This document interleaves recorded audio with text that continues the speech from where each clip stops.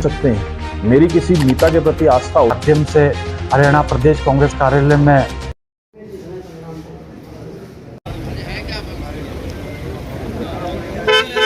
ये हमारे बीच में आज की प्रेस वार्ता में मौजूद प्रदेश के युवा कांग्रेस के प्रभारी भाई प्रदीप सूर्या जी,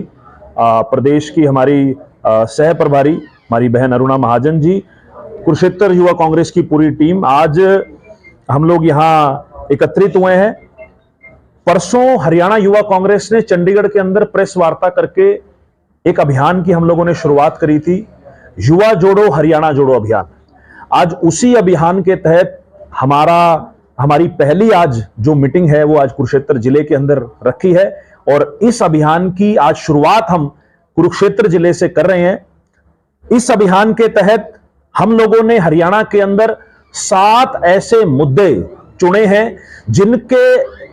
इर्द गिर्द हरियाणा के युवाओं के इंटरेस्ट हैं, जो उनके इर्द गिर्द रहते हैं। उनमें से सबसे पहला बेरोजगारी।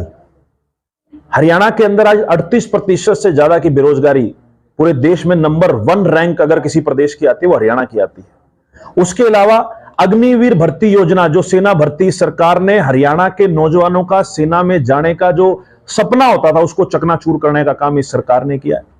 उसके अलावा विदेश पलायन। आज हरियाणा का नौजवान आप देखिए,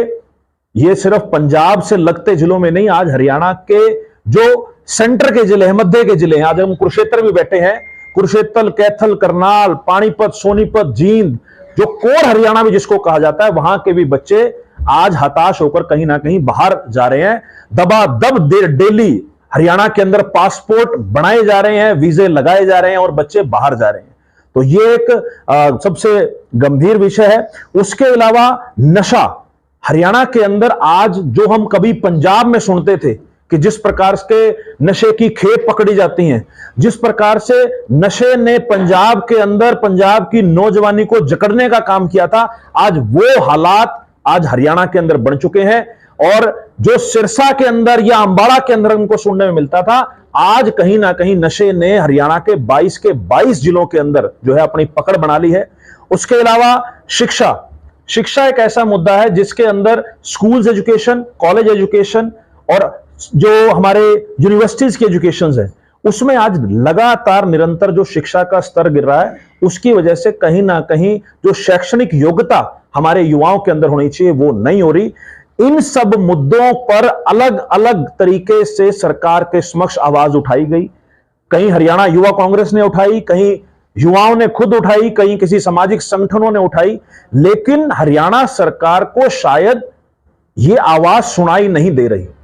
इसलिए हम लोगों ने यह फैसला किया कि इन 7 मुद्दों के ऊपर हरियाणा के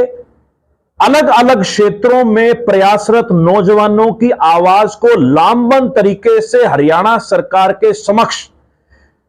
इस अभियान के तहत, युवा जोड़ो हरियाणा जोड़ो अभियान के तहत हम लोग उठाएंगे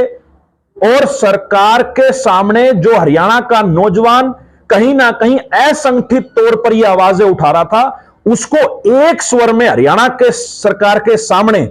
उठाने का काम हम लोग हरियाणा युवा कांग्रेस करेगी। और इसके अलावा संगठनात्मक जो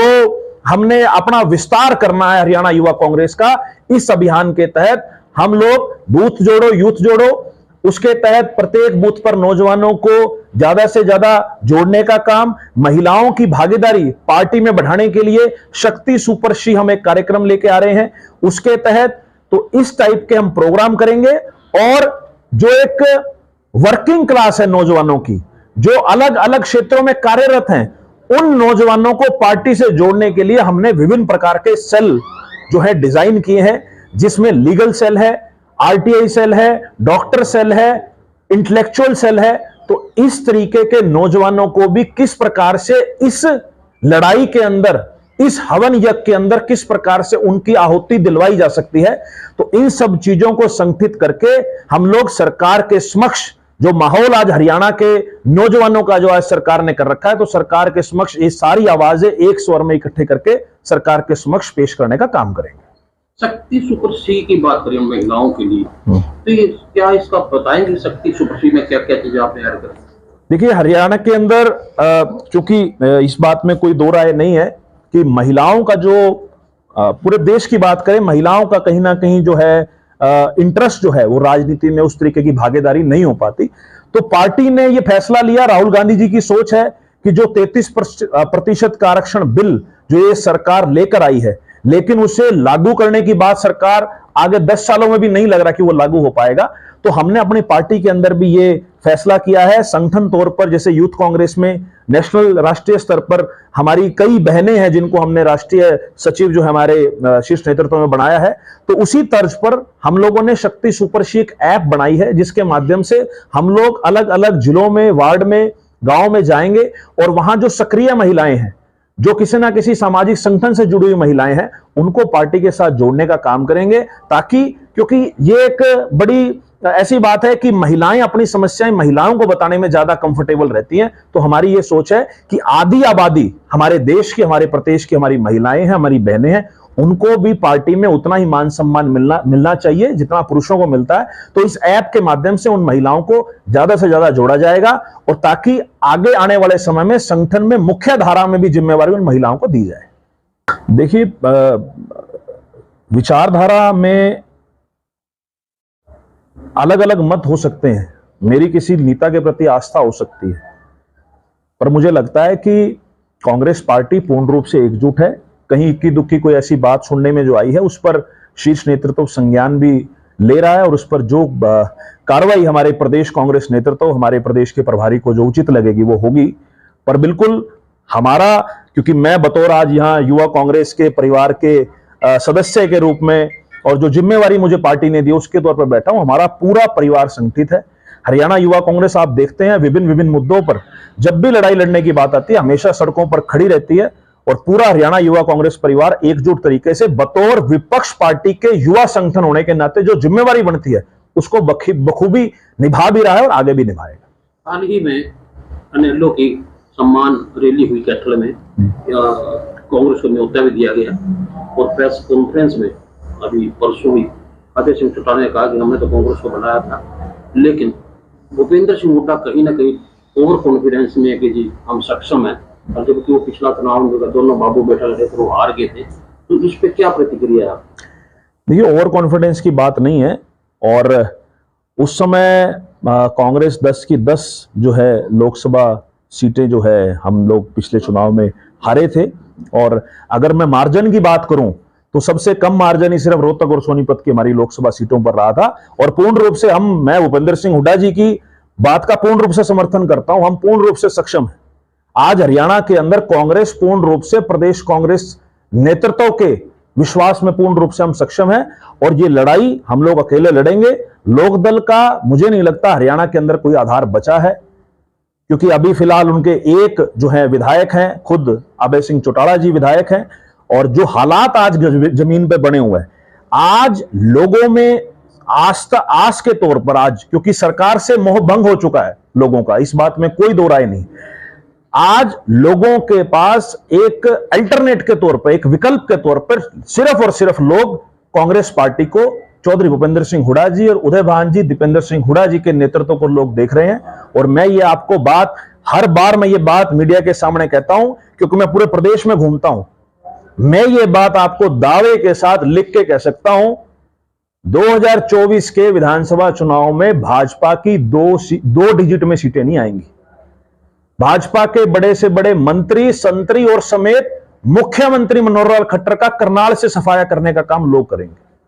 आने वाले समय में कितनी भागीदारी मानते हैं युवाओं की, क्योंकि पिछला इतिहास तो ये रहा है, जब देखते बटने का टाइम आता है फिर युवा खाली दरी बिठा के बात नारे लगाते हैं,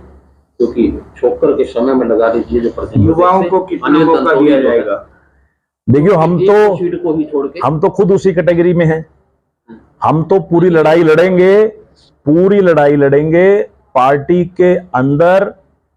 कमरे के भीतर बैठ के अपने नेताओं से बात करेंगे, और हमारे जो काबिल नौजवान साथी हैं, जिनका हक बनता है, जिन्होंने लगातार पार्टी का झंडा उठाया है, संघर्ष करा है, जो लोग लाठियां डंडे प्रदर्शनों में खाते हैं, उनको जो हक पार्टी के अंदर मिलना चाहिए उसकी पूरी लड़ाई लड़ेंगे। और इस बार आप देखना, 2024 के अंदर हरियाणा युवा कांग्रेस चुनाव में भी कमाल करके दिखाएगी। 27 सितंबर को युवा जोड़ो हरियाणा जोड़ो कार्यक्रम की मीडिया वार्ता के माध्यम से हरियाणा प्रदेश कांग्रेस कार्यालय में शुरुआत की गई और आज जिला कुरुक्षेत्र में युवा जोड़ो हरियाणा जोड़ो कार्यक्रम की शुरुआत की जा रही है। बड़े विस्तार से हरियाणा युवा कांग्रेस के अध्यक्ष आदरणीय श्री दिव्यांशु बुद्धि राजा जी ने विस्तार से कहा कि इस कार्यक्रम के माध्यम से युवाओं के लिए हमारे क्या क्या बिंदु है जिसके ऊपर हमने युवाओं की आवाज़ उठानी है और किस तरह संगठन में हमने आगामी समय में कार्यक्रम करना है। मैं आपको विश्वास दिलाना चाहूँगा कि हमारे राष्ट्रीय नेतृत्व भी प्रदेश नेतृत्व के विचार विमर्श करके इस कार्यक्रम की शुरुआत की गई और तमाम हमारे युवा कांग्रेस के साथी, चाहे प्रदेश पदाधिकारी है, जिला पदाधिकारी है, चाहे विधानसभा पदाधिकारी है, हरियाणा प्रदेश युवाओं की आवाज़ हर संभव प्रयास बुलंद करेंगे और जो युवाओं के ऊपर अत्याचार किया जा रहा है तानाशाह सरकार द्वारा, इस तानाशाह सरकार के खिलाफ एक बड़ी मुहिम चलाएंगे, बड़ा आंदोलन चलाएंगे और आने वाले चुनाव में इस तानाशाह सरकार से बेदखल करेंगे। कहीं ये 2024 का जो इलेक्शन है उसका बिगुल तो नहीं बज रहा कि युवाओं को एक प्रलोभन दिया जा रहा है कि कांग्रेस उनके साथ है? आपने देखा होगा पिछले 9 साल में इस प्रदेश में युवाओं की भर्तियों में किस तरह का घोटाला किया जा रहा है। चाहे केंद्र सरकार की बात की जाए कि जो देश के प्रधानमंत्री जी ने 1 साल में 2 करोड़ नौजवानों को रोजगार की बात कही है, आज 9 साल हो गए, लगभग 18 करोड़ युवाओं को रोजगार मिलना चाहिए था, पर रोजगार तो नहीं मिला। पर जो नोटबंदी थी, गलत जीएसटी था, उसकी वजह से जो बिना तैयारी का लॉकडाउन था, उसकी वजह से लगभग 15 से 16 करोड़ नौजवान बेरोजगार हो चुके हैं। और इसी तरह इस प्रदेश में किसी भी विभाग की कोई भी भर्तियां हो, किस तरह घोटाले किए जा रहे हैं, किस तरह युवाओं पे लाठीचार्ज किए जा रहे हैं, किस तरह बर्बरता की जा रही है, आप सभी से ये चीजें छुपी नहीं है। ये प्रोग्राम जो है आपका अभियान जिला स्तर पे जाएगा या हल्का स्तर, कहाँ किस लेवल पे लेके जाओगे? संगठन के हिसाब से देखो, चाहे युवाओं की आवाज के हिसाब से देखो, ये कार्यक्रम बूथ स्तर से लेकर जोन स्तर, विधानसभा स्तर, जिला स्तर और प्रदेश स्तर पर हर क्षेत्र में युवाओं की आवाज बुलंद करने में हर संभव प्रयास करेगी।